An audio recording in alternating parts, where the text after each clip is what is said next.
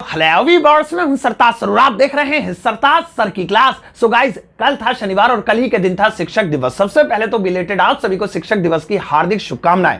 जब मेरा school time था, यानी मैं स्कूल जाया करता था, तो उस टाइम पे शिक्षक दिवस यानी कि टीचर्स डे वाले दिन मैं अपने टीचर्स को गिफ्ट दिया करता था। जैसे कभी पेन देता था, नोटबुक देता था, डायरी देता था या फिर कुछ और। लेकिन आज जब मैं खुद एक शिक्षक यानी कि टीचर बन गया हूं, तो मुझे रियलाइज होता है कि एक टीचर के लिए सबसे बड़ा गिफ्ट एक पेन, डायरी या नोटबुक नहीं होता है, बल्कि सबसे बड़ा गिफ्ट उसके लिए यह होता है कि उसका जो स्टूडेंट है वो उन टीचर का नाम आगे बढ़ाए, उनकी दी हुई शिक्षा को अच्छे से ग्रहण करे, वो अच्छे से मेहनत करे, ताकि उस टीचर की जो मेहनत है वो रंग लाए और स्टूडेंट को कामयाबी हासिल हो। जब कोई स्टूडेंट से पूछे कि तुम्हारी हिंदी इतनी अच्छी कैसे है, तुम्हारी इंग्लिश इतनी अच्छी कैसे है, तुम्हारी साइंस इतनी अच्छी कैसे है, तुम इतना अच्छा लिखना कैसे जानते हो, तो गर्व से अपने टीचर का नाम बताए कि उन सर से पढ़ा हुआ हूं, उन्होंने मुझे पढ़ाया। यही उस शिक्षक के लिए सबसे बड़ा गिफ्ट होता है, सबसे बड़ी गुरु दक्षिणा भी यही है।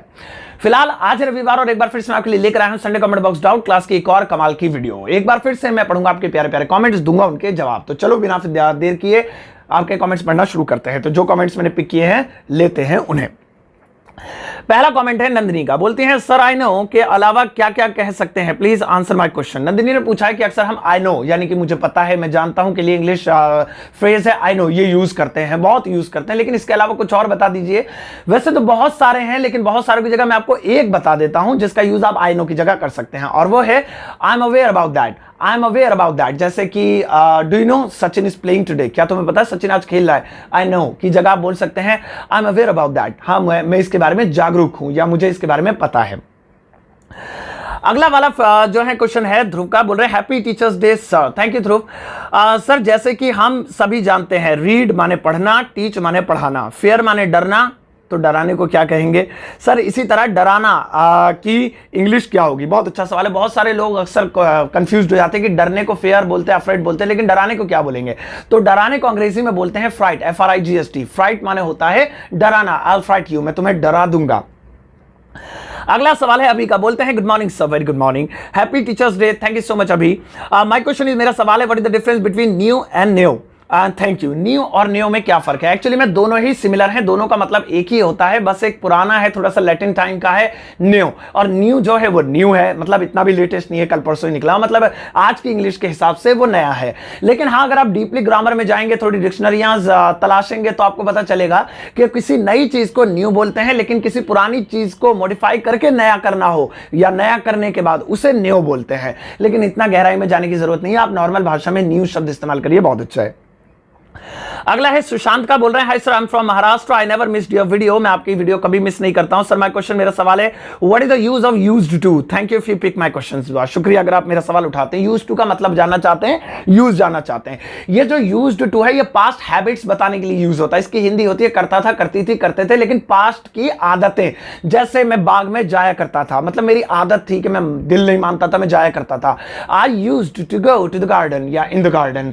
मैं क्रिकेट खेला करता था, मुझे बहुत शौक था, ये मेरी आदत थी, पास्ट की हैबिट थी, अब नहीं है, थी। I used to play the cricket. मैं शक्तिमान देखा करता था, मेरी आदत थी, अब नहीं है, थी। पास्ट की habit, I used to watch Shaktimaan. तो पास्ट हैबिट्स बताने के लिए यूज्ड टू का प्रयोग करते हैं। अगला सवाल है दीपिका का। बोल रही है गुड मॉर्निंग गुस्सा, very good morning. Sometime when we talk we say that I know, तुम बहुत बड़े वाले हो। How to say this in English, please reply. Deepika ने पूछा जब भी हम हिंदी में अक्सर बात करते हैं तो कहते हैं मुझे पता है तुम बहुत बड़े वाले हो, इसको इंग्लिश में कैसे कहेंगे? लेकिन इससे पहले एक सवाल है, तुम बहुत बड़े वाले हो, क्या हो? हिंदी में हम आगे नहीं बोलते हैं, क्या मतलब कुछ खराब सा वर्ड है क्या? तुम बहुत बड़े वाले हो। चलो खैर, हिंदी में ये जो भी है, इसकी इंग्लिश फिलहाल देख लेते हैं कि इसको इंग्लिश में कैसे बनाएंगे। तो तुम बहुत बड़े वाले हो, इसका सेंस देखिए कि ये यूज कब होता है। ये अक्सर हम जब यूज करते हैं जब सामने वाला कोई झूठ बोल देता है, चालाकी वाला काम कर देता है, स्मार्टनेस से काम कर देता है, मतलब 3-4 जगहों पर यूज होता है। झूठ बोल देता है, या फिर झूठ नहीं बोलता तो कुछ चालाकी से कोई काम कर देता है, या फिर स्मार्ट तरीके से कोई काम कर देता है, तो हम कहते हैं बहुत बड़े वाले हो तुम। तो मतलब कुल मिला के हम उसकी चालाकी को फोकस करके ये कहते हैं। तो हम इंग्लिश में कह सकते हैं you are so clever, you are so clever, तुम बहुत बड़े वाले हो, यू आर सो क्लेवर। अगला है वंशपति का। लिख रहे हैं my question is why does thanks have S at the end? I mean thank you come from came from I thank you, so where did thanks come from. बहुत अच्छा सवाल है, वेरी गुड। ये लॉजिकल क्वेश्चन होते हैं ना, बड़ा मजा आता है क्योंकि ऐसे क्वेश्चन गूगल पे भी अक्सर हमें नहीं मिल पाते हैं ढूंढने में। देखिए ये पूछ रहे हैं कि थैंक यू तक तो ठीक है, समझ में आता है, ये थैंक्स में एस क्यों जोड़ा, क्योंकि थैंक का मतलब होता है शुक्रिया, लेकिन ये थैंक्स में एस क्यों लगाई, इस एस का क्या मतलब है। देखिए थैंक हिंदी में बताता हूं, थैंक का मतलब होता है शुक्रिया। जब भी हमारा कोई काम कर देता है तो हम उसे हिंदी में बोलते हैं शुक्रिया, लेकिन जब हम ज्यादा ही शुक्रिया बोलना चाहते हैं तो हम कहते हैं बहुत बहुत शुक्रिया। बहुत यानी एक या दो नहीं, बहुत ज्यादा शुक्रिया, 1000 बार शुक्रिया। तो बस एक बार शुक्रिया को थैंक बोलते हैं। एक से ज्यादा बार शुक्रिया बोलना हो तो हिंदी में बहुत बहुत शुक्रिया, लेकिन एक से ज्यादा बनाने के लिए इंग्लिश में एस लगाना पड़ता है। जैसे एक से ज्यादा कारें कार्स, एक से ज्यादा लड़के हैं बॉयज, तो इसी तरीके से एक से ज्यादा बार शुक्रिया थैंक की जगह थैंक्स। तो शुक्रिया थैंक, बहुत बहुत शुक्रिया थैंक्स, ऐसे बोलेंगे। तो ये एस प्लूरल यानी कि बहुवचन बनाने के लिए है। अगला सवाल है सनी का, पुट को पुट पढ़ते हैं तो बट को बुट क्यों नहीं, कट को कुट क्यों नहीं। और भी प्रश्न है मेरे पास, नहीं और प्रश्न आप नेक्स्ट वाले का सेशन पूछेगा।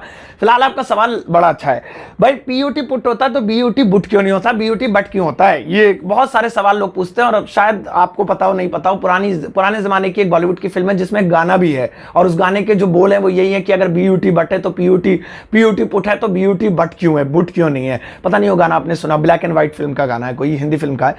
तो फिलहाल सवाल पे आते हैं। तो इस सवाल के जवाब के लिए आपको दो चीजों का ध्यान रखना होगा। पहली चीज कि आपको इंग्लिश को हिंदी से जोड़कर नहीं देखना है। आप अक्सर यही सोचते हैं कि हिंदी में बड़े ऊ की मात्रा आ जाए तो ऊ की आवाज निकलनी है हर जगह, ई की मात्रा आ जाए तो हर जगह ई की आवाज निकलनी है। तो इसी तरीके से अगर यू आ जाए तो ऊ की आवाज निकलनी है। तो इंग्लिश को प्लीज हिंदी से जोड़कर मत देखिए। इंग्लिश के सिलेबल अलग होते हैं, इंग्लिश के फोनेटिक्स अलग होते हैं, इंग्लिश के जो स्ट्रेस होते हैं, साउंड्स होते हैं, वो अलग अलग होते हैं। दूसरी बात यह है कि इस सवाल का जो जवाब है वो एक वीडियो में देना पॉसिबल नहीं, उसके लिए क्लास की जरूरत है। और मैं आपको सजेस्ट करूंगा कि आप इंग्लिश में मास्टर्स यानी कि पोस्ट ग्रेजुएशन करें।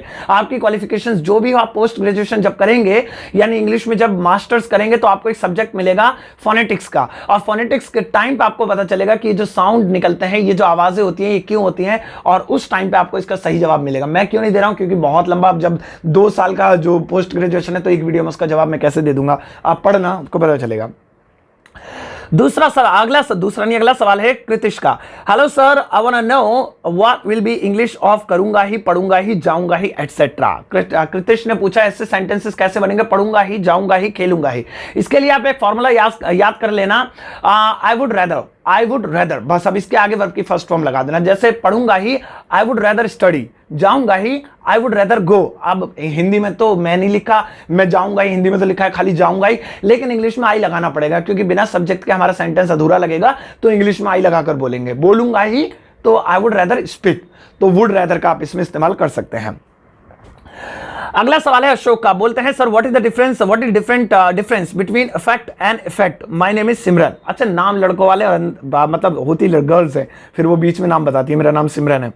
चलो कोई बात नहीं सिमरन। अफेक्ट और इफेक्ट में क्या फर्क है, दोनों सेम है, दोनों का मतलब एक ही होता है, लेकिन थोड़ा सा फर्क है। ये जो ए वाला अफेक्ट है ये एक वर्ब की तरह यूज होता है और इसका मतलब होता है प्रभाव पढ़ना या प्रभाव डालना। इसमें पढ़ना या डालना ऐड है प्रभाव के साथ, और ये जो ई वाला है ये एक नाउन है और इसका मतलब है खाली प्रभाव। तो जब भी आपको ऐसा सेंटेंस बना रहे हैं जिसमें प्रभाव के साथ पढ़ना या डालना है, इस पर इसका प्रभाव तुम पर बहुत बुरा पड़ेगा, ये तुम पे बहुत बुरा प्रभाव डालेगा, तो ए वाला अफेक्ट। और अगर मैं इसके प्रभाव के बारे में जानता हूं, इसके प्रभाव बहुत अच्छे हैं, तो डालना और पढ़ना नहीं आया, तो यहां पे ई वाला इफेक्ट।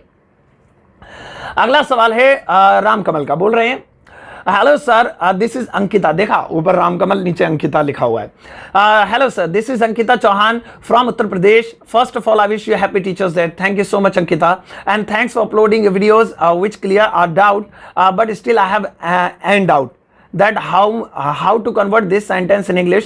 मेरे होते हुए तुम्हारा कोई कुछ नहीं बिगाड़ सकता। आप जो सेंटेंस में ना कमेंट्स में बहुत सारी गलतियां करते हैं, ग्रामेटिकल मिस्टेक्स होती हैं, तो आप उसका वीडियो ज्यादा ध्यान से देखा कीजिए, जिसमें बहुत सारी मिस्टेक्स है। फिलहाल आपका सवाल ले लेते हैं, मेरे होते हुए तुम्हारा कोई कुछ नहीं बिगाड़ सकता कि इंग्लिश क्या होगी। If I am there nobody can do anything with you. If I am there nobody can do anything with you. If I am there मेरे होते हुए, यदि मैं हूं वहां पे तुम्हारे पास, नोबडी कैन डू कोई कुछ नहीं कर सकता है, एनीथिंग कुछ भी, विद यू तुम्हारे साथ तो या तुम्हें। So if I am there nobody can do anything with you, ये आप बोल सकते हैं इसकी जगह। अगला सवाल है निखिल गौर का, लिखते हैं firstly I want to say to you happy teachers day. आपको भी हैप्पी टीचर्स डे और टीचर्स डे की बहुत बहुत शुभकामनाएं। Sartaj sir, thank you so much, बहुत बहुत शुक्रिया for brush up my grammar, मेरी ग्रामर अच्छी करने के लिए। माय क्वेश्चन मेरा सवाल है, what is the meaning of floccinaucinihilipilification? Please take my question sir. Floccinaucinihilipilification बड़ा टफ है यार। फ्लॉक्सीनोसिनी हेलिप्लीफिकेशन का क्या मतलब होता है? देखिए बहुत बड़ा वर्ड है और इसका मतलब क्या होता है? इसका फ्लॉक्सीनोसिनी हेलिप्लीफिकेशन का मतलब होता है व्यर्थ, बेकार, यूजलेस जिसे बोलते हैं। जैसे मुझे कहना है you are going to school is floccinaucinihilipilification, यानी कि तुम्हारे स्कूल जाना बिल्कुल व्यर्थ है, बेकार है, तो इसका मतलब होता है व्यर्थ। अब बहुत सारे लोग सोच रहे होंगे यार ये क्या वर्ड, बोलने की कोशिश भी कर रहे होंगे पढ़ के, फ्लॉक्सीनोसिनी हेलिप्लीफिकेशन, यार सर ने बोल दिया, वो बंदा भी बोल रहा है, मेरे मुंह से क्यों नहीं निकल रहा है, या मुझे ऐसे वर्ड्स क्यों नहीं आते? कोई फायदा नहीं है, ऐसे वर्ड्स स्पीकिंग में नहीं आते। और यकीन नहीं मानेंगे कि आधे से ज्यादा अमेरिकन ऐसे शब्दों का यूज तो छोड़ो, वो बोल भी नहीं पाते हैं, तो यूजलेस है। लैटिन अमेरिकन टाइम के ये वर्ड्स हैं, फ्लॉक्सीनोसिनी हेलिप्लीफिकेशन, या बहुत सारे और भी हैं, तो इनका यूज आना कोई जरूरी नहीं है। लेकिन हाँ, कभी कभार जनरल नॉलेज के लिए आप ऐसे शब्दों को बोलकर रटकर थोड़ा सा भ्रम मारने के लिए सामने वाले पे याद कर सकते हैं, इससे आपकी इंग्लिश का कोई ताल्लुक नहीं है। फ्लॉक्सीनोसिनी हेलिप्लीफिकेशन। चलो अगला सवाल है, यूनुस का बोल रहे हैं, sir what is the difference between should and ought to? Ought to और शुड में क्या फर्क होता है? दोनों का हिंदी में मतलब होता है चाहिए, लेकिन सेंस अलग अलग है। जब किसी को सलाह दें तो शुड का यूज करते हैं, तुम्हें पानी पीना चाहिए, तुम्हें यहां बैठना चाहिए, तुम्हें जाना चाहिए, तुम्हें बोलना चाहिए, तुम्हें पढ़ना चाहिए, सलाह हो गई। लेकिन अगर कोई नैतिक कर्तव्य बता रहे हैं, कोई ड्यूटी बता रहे हैं, तुम्हें हेलमेट पहनना चाहिए, तुम्हें गाड़ी में सीट बेल्ट पहननी चाहिए, तुम्हें लाल बत्ती क्रॉस नहीं करनी चाहिए, तुम्हें जेब्रा क्रॉसिंग से आगे गाड़ी नहीं खड़ी करनी चाहिए, तो ये हमारे नैतिक कर्तव्य, यहां पर ऑट टू में बात होगी। आप कोई भी सेंटेंस जब आप बना रहे हो तो डिसाइड कर लेना, तुम्हें फिल्म देखनी चाहिए, नैतिक कर्तव्य है, क्यों ये कर्तव्य थोड़ी है, करो या मत करो, ये तो सलाह है, तो शुड आएगा, you should watch the movie. या फिर तुम्हें हेलमेट पहनना चाहिए, ये नैतिक कर्तव्य है, तो इसकी इंग्लिश होगी you are to wear the helmet. लेकिन आज के दौर में नए जमाने की इंग्लिश में ये ऑट टू का यूज बहुत कम होता है, ना के बराबर सब लोग शुड का यूज कर लेते हैं इसके लिए, यानी कि सलाह के लिए भी और नैतिक कर्तव्य के लिए भी आप भी ऐसा कर सकते हैं।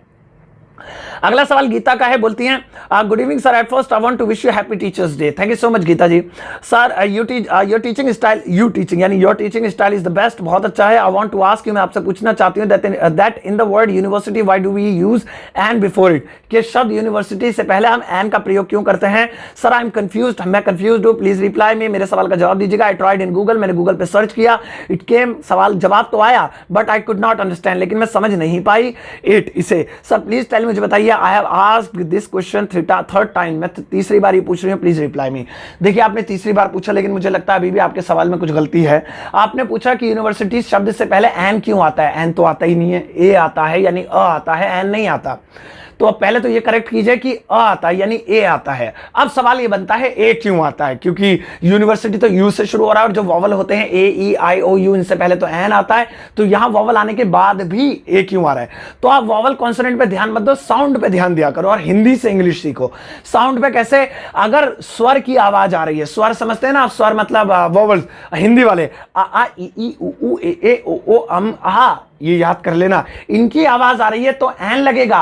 और अगर का खा गा गा गा गा डा चा चा चा चा चा, का से लेके गया ज्ञानी तक, बहुत सारे, इतने सारे नहीं बोलूंगा, इनकी आवाज आ रही है का से लेके गया ज्ञानी तक में किसी की भी, तो ए लगेगा। अब यूनिवर्सिटी लिखा हो मत देखो, यू आ रहा है, ए आ रहा है, डोंट वरी, बोल कर देखो क्या आ रही, किस चीज की आवाज आ रही है? यूनिवर्सिटी, यू, या से यग, तो या से यग, का से ज्ञा ज्ञानी में आता है, यानी व्यंजन है, तो इसलिए अ यूनिवर्सिटी। और अगर आ आ ई उ ए ओ ओ अम आ, इसमें से किसी की आवाज होती तो एन यूनिवर्सिटी फिर हम बोलते। अगला सवाल अमित का, happy teachers day. Thank you so much Amit. Sir I have doubt, मेरा डाउट है सर, क्या टेंस में नॉट हमेशा थर्ड प्लेस पर लगाते हैं? Please clear my doubt. मैंने अपनी कई वीडियोस में बताया है कि नॉट थर्ड नंबर पर लगाते हैं, लेकिन उन वीडियोस में यह भी बताया है कि थर्ड नंबर पर सिर्फ 12 टेंसेस में से अफर्मेटिव सेंटेंस को नेगेटिव बनाते टाइम ही लगता है। यानी आप अफर्मेटिव से नेगेटिव बना रहे हैं तब नॉट तीसरे नंबर पर लगेगा। अगर आप इंटरोगेटिव से नेगेटिव, डबल इंटरोगेटिव से नेगेटिव या किसी और तरह के सेंटेंस से नेगेटिव बना रहे हैं तो कोई चांस नहीं है कि थर्ड नंबर पर ही नॉट लगे।